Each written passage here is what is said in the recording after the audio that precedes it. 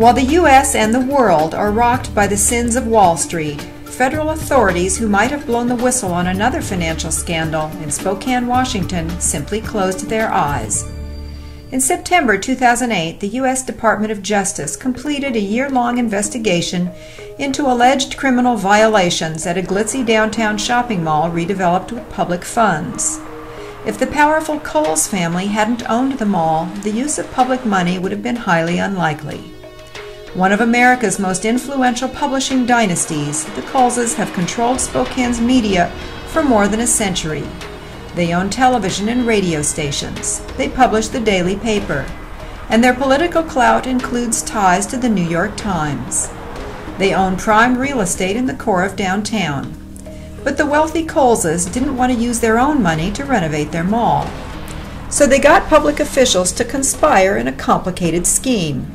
A rigged appraisal grossly inflated the price of the mall's parking garage, which was financed by city-backed bonds. Housing and urban development money was slipped to Nordstrom. The Coles Mall began as a story of greed. It became a story about death. The Coles paper touted the mall in more than 17 staff-written editorials, plus columns written by publisher Stacy Coles and editor Chris Peck. People who helped the project were rewarded, and those who opposed it suffered. A former mayor was twice branded a civic terrorist for trying to expose the $23 million federal loan fraud. Documents were hidden, details were distorted, lies were told. It took a federal securities fraud lawsuit to expose many of the dirtiest secrets. The failure of government to prosecute the fraud prodded two private citizens to file a criminal complaint with the Department of Justice. The complainants were national award-winning journalist Tim Connor and former Spokane City Councilwoman Sherry Rogers. After a year's deliberation, the Department of Justice reported its findings. We have concluded that we have done all that is reasonably possible to explore the facts, and that based upon the evidence that we have gathered, no federal criminal charges are appropriate.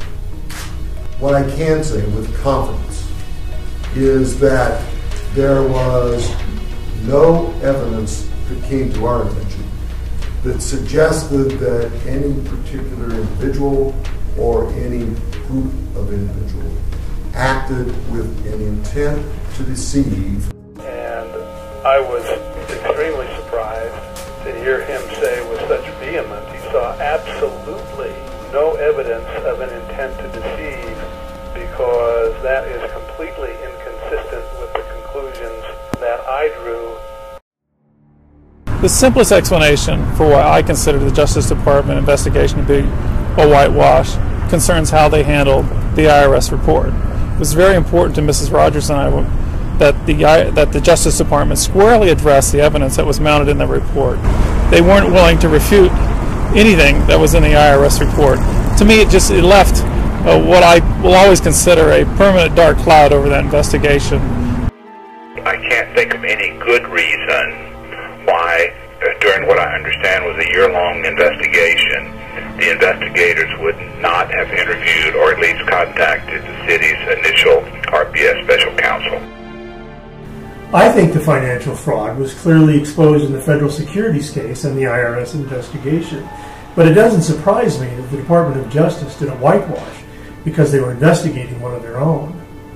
But even worse than the loss of millions of dollars was the threat to public safety. The City of Spokane was ordered by River Park Square developer not to inspect the garage. The city manager, Bill Pupo, obeyed that order. This is something that you don't do. You don't not inspect. You're part of the public agency and you protect the public and you're supposed to inspect buildings. That's what we do. Why wouldn't we be inspecting this project? Sit by. A woman is dead tonight after her car crashed through the River Park Square garage in downtown Spokane.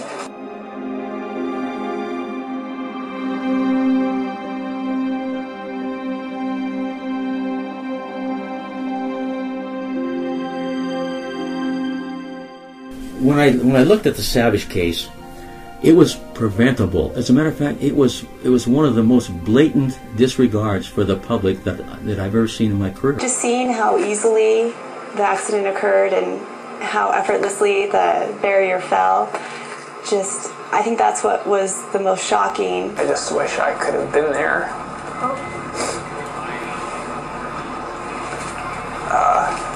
When she passed away. It's very tough to go to a family and say your loved one just died, you just lost a loved one. Well, when you see a condition that could cause that, could very easily create a tragic accident, a whole carload of children that go off that garage. Every day there's somewhere somebody hits the gas instead of the brake. But more important than anything, this is a proven death trap already. Somebody's already died from this.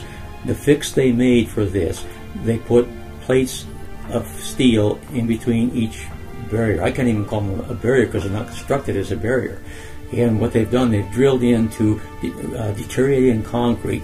And when you drill into concrete that's old and not sound concrete, you weaken it even more. So you've created a false impression of safety to the public.